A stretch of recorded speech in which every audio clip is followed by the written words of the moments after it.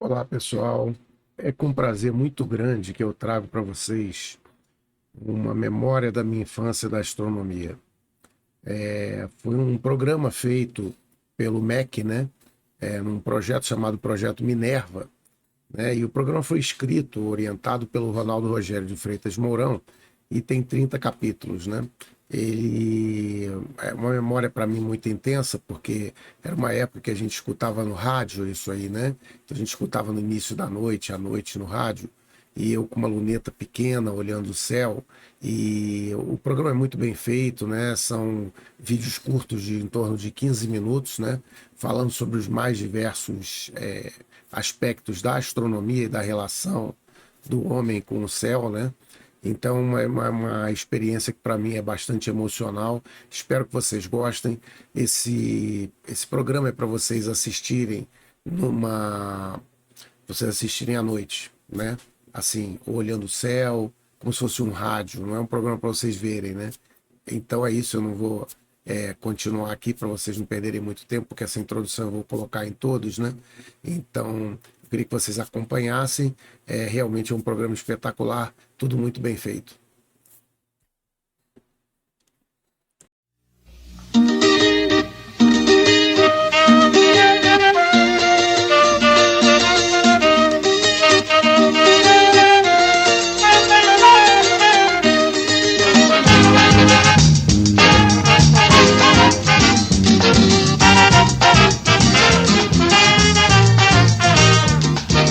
O Serviço de Radiodifusão Educativa do MEC apresenta mais um programa da série Informativo Cultural. Quantas vezes, numa noite estrelada, nós paramos para olhar o céu e nos perguntamos romanticamente que mistérios haverá por trás daqueles pontinhos brilhantes, que segredos por trás daquela lua cheia plantada no escuro impenetrável. Para nós, simples espectadores da noite, o céu, as estrelas, tudo isso é vagamente misterioso e aparentemente inexplicável. Mas não para os astrônomos. Para eles, amigos íntimos dos astros, tudo tem uma explicação no céu do Brasil.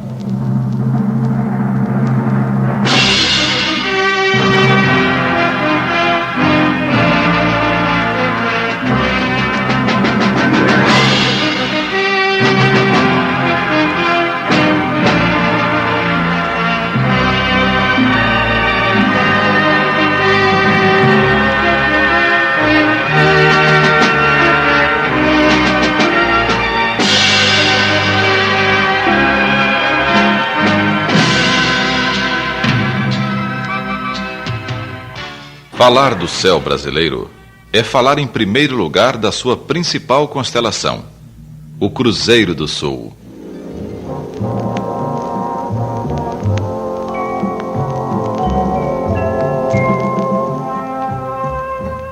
Formada por 5 estrelas, a Cruz do Cruzeiro do Sul é vista pelo povo como um sinal de Deus no céu. O poeta paulista Cassiano Ricardo tentou decifrar o sentido deste sinal. Escute só.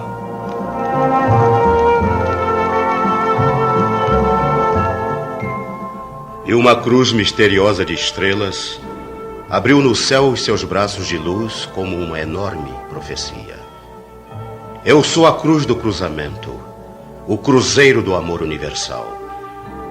Eu tenho estes braços abertos assim, na amplidão dos espaços, como que para dizer: vinde todos, que este céu é bastante profundo e servirá de teto a todos quantos sofrem no mundo. Que este chão é bastante fecundo e dará de comer a todos quantos têm fome no mundo. Que estes rios darão de sobejo para mitigar a sede de todos quantos têm sede no mundo.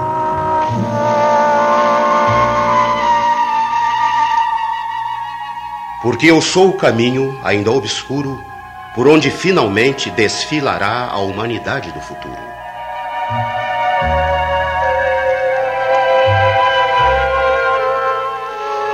O nome já diz. O cruzeiro encontra-se ao sul. Mas para que você possa localizá-lo rapidamente, vamos recordar algumas noções de orientação. Todo mundo sabe que o sol surge todas as manhãs de um mesmo lado do céu. É o nascente, o ponto cardeal leste. Pois bem, se você se colocar de modo que o seu braço esquerdo aponte para o leste, à sua direita estará o oeste. Em frente, o sul. E atrás, o norte. Nos meses de primavera e verão, o cruzeiro pode ser encontrado a sudeste, exatamente no meio do caminho entre o sul e o leste. Já nos meses de outono e inverno, ele estará mais à direita, no sudoeste.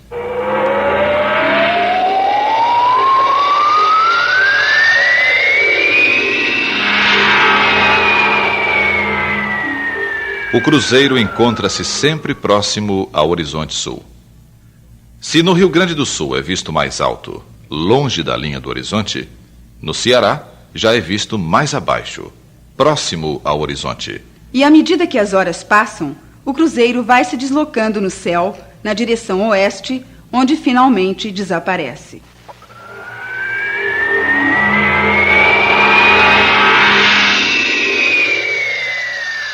O Cruzeiro do Sul é formado por 5 estrelas, como você pode verificar na nossa bandeira e nas armas da República. 4 delas são muito brilhantes. Já a quinta, situada à direita da cruz, abaixo do braço menor, tem pouco brilho em relação às outras 4. Por isso, muitas pessoas pensam ainda hoje que a constelação do Cruzeiro do Sul só possui 4 estrelas.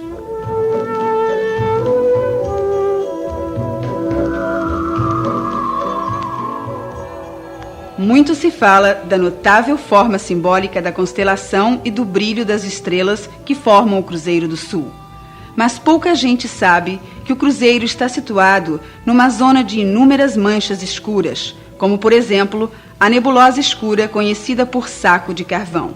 Assim, o fundo negro desta região no céu contribui bastante para realçar o brilho do Cruzeiro do Sul.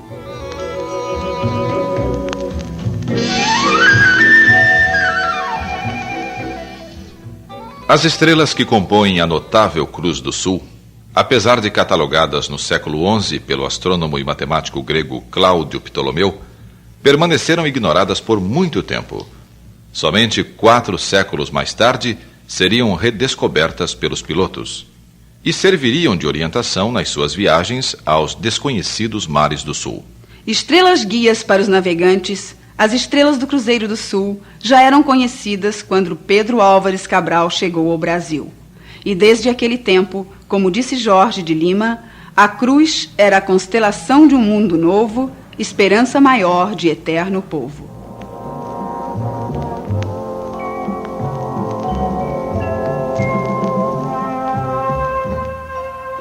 O braço maior da cruz é formado pelas estrelas Alfa e Gama do Cruzeiro. Gama, a estrela mais alta, situa-se no topo da cruz. Também chamada de rubídea, em virtude de sua coloração avermelhada, Gama do Cruzeiro representa na nossa bandeira o estado de São Paulo.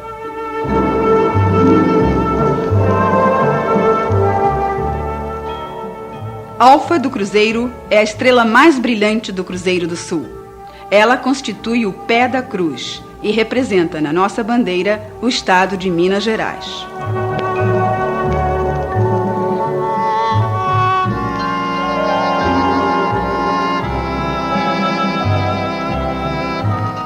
Beta do Cruzeiro é a mão esquerda da cruz. Ela é a segunda estrela mais brilhante do Cruzeiro do Sul. Seu nome popular é Mimosa e em nossa bandeira representa o estado do Rio Grande do Sul.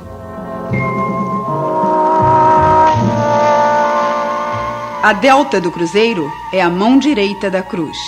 Das 4 estrelas principais, é a que tem o brilho mais fraco. Por isso é conhecida pelo nome de Pálida e representa em nossa bandeira o estado do Rio de Janeiro. E, finalmente, Épsilon do Cruzeiro. Estrela de brilho inferior às 4 anteriores, situada abaixo do braço direito da cruz. Épsilon, que representa na bandeira brasileira o estado de Sergipe, é popularmente conhecida pelo nome de Intrometida.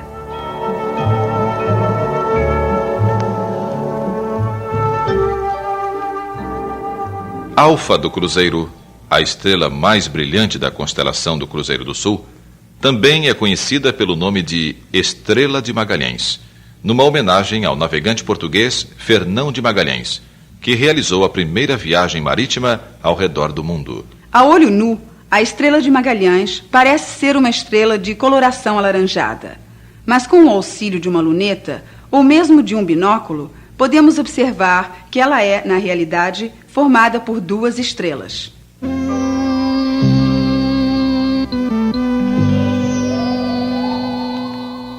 A pequenina estrela localizada bem ao lado da Estrela de Magalhães é a Zeta do Cruzeiro do Sul, de sexta magnitude.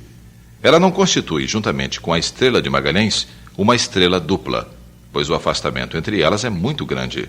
Se você não sabe, preste atenção.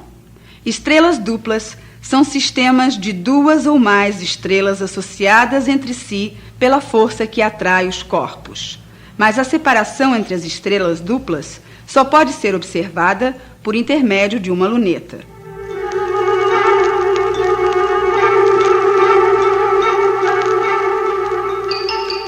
Para os índios dos estados do Pará e Amazonas, a constelação do Cruzeiro do Sul é o Cacuri, uma espécie de armadilha para apanhar peixes. As 4 estrelas da cruz formam o quarto do Cacuri, e as estrelas do interior do cruzeiro representam os peixes presos na armadilha.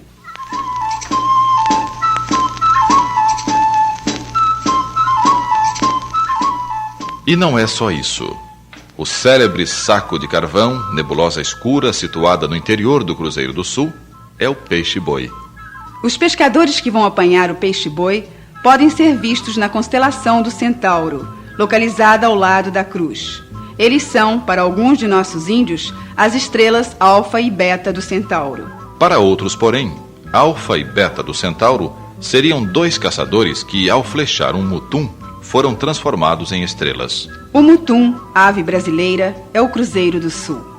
Segundo os índios da Amazônia, os mutuns vivem na constelação do Cruzeiro do Sul. E todos os anos, nos fins do mês de março e início de abril, pouco antes da meia-noite, quando a constelação está mais alta, os mutuns da terra saúdam os mutuns do céu.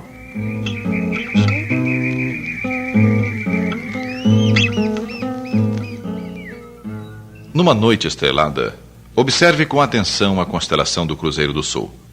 Além de constatar toda a beleza das 5 estrelas que formam a cruz, você poderá verificar que, junto à estrela do braço direito da cruz, aparece uma luminosidade difusa. É o aglomeramento de Kappa Crucis, um aglomeramento estelar, isto é, um agrupamento de dezenas ou centenas de milhares de estrelas ligadas entre si pela gravitação.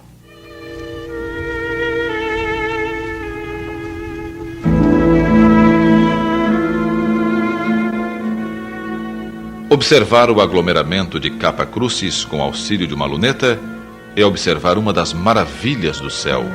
São 110 estrelas de todas as colorações. 2, por exemplo, são verde esmeralda, outra é azul marinho. Outras 2 possuem uma coloração vermelho rubi muito viva. E foi em virtude deste esplêndido contraste de cores que se deu a esta aglomeração estelar o nome de Caixa de Joias, pois lá estão reunidas todas as joias do reino de Urânia, a deusa da astronomia. São diamantes, topázios, esmeraldas, rubis e safiras em forma de estrelas. São as riquezas do tesouro do céu, riquezas que o poeta gaúcho Emílio Kemp também descobriu. Há no céu cintilando estrelas de ouro, de prata, de safira e de rubim. Todo um chuveiro astral que não tem fim.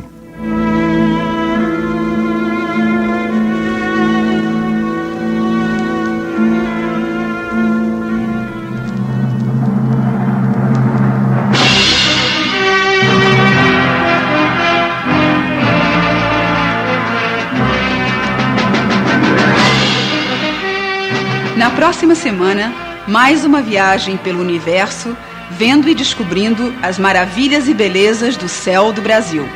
Produção do astrônomo Ronaldo Rogério de Freitas Mourão, para o Projeto Minerva.